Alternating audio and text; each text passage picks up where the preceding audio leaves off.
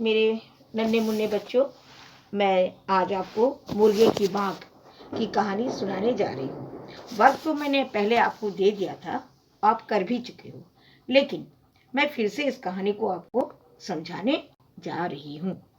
मुर्गे की बांग कि इस कहानी का नाम है मुर्गे की बांग। उसका मतलब क्या है? जब मुर्गा बांग देता है तब सूरज निकलता है।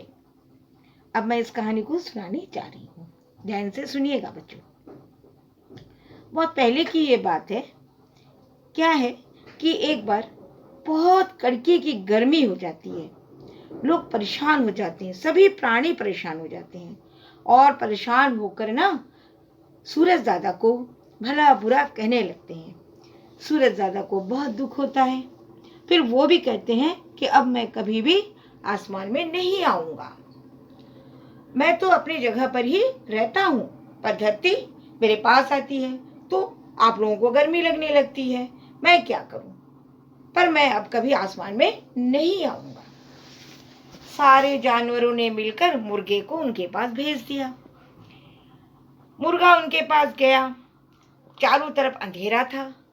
उन्होंने सूरज दादा से कहा, सूरज दादा, इतने अंधेरे में मैंने एक बिल्ली देखी थी, पर आप तो आसमान में नहीं आओगे और ये अंधेरे में मैं लौट कर जा रहा हूं, पर अगर वो बिल्ली मुझे फिर से दिखी तो मैं क्या करूं?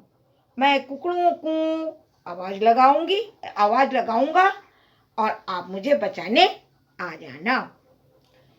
सूरज दादा ने कहा ठीक है, और थोड़े दूर जाकर मुर्गा एक झाड़ी में छुप गया और छुप के चिल्लाने लगा, कुकड़ू कू, और सूरज को उनकी आवाज सुनाई दिया। सूरज दादा जल्दी से आसमान में निकल आए और चारों तरफ मुर्गे को ढूंढने लगे, पर मुर्गा उनको कहीं नहीं दिखा।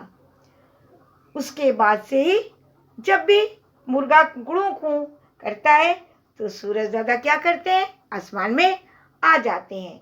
सूरज दादा ज्यों आसमान में मुर्गे को ढूंढने के लिए आ गए ना, चारों तरफ उजाला हो गया, चिड़िया चहचहाने लगे, सब लोग बहुत खुश हो गए और सूरज दादा को सब लोग जल चढ़ाने लगे, उनकी बहुत स्वागत किए, उनको पूजा करने लगे।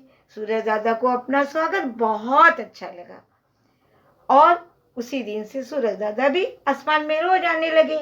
और बच्चों, उस मुर्गे की आवाज सुनते ही सूरज दादा आ जाते हैं, पर आज तक वो मुर्गा मिला ही नहीं और रोज रोज सूरज दादा आ ही जाते हैं।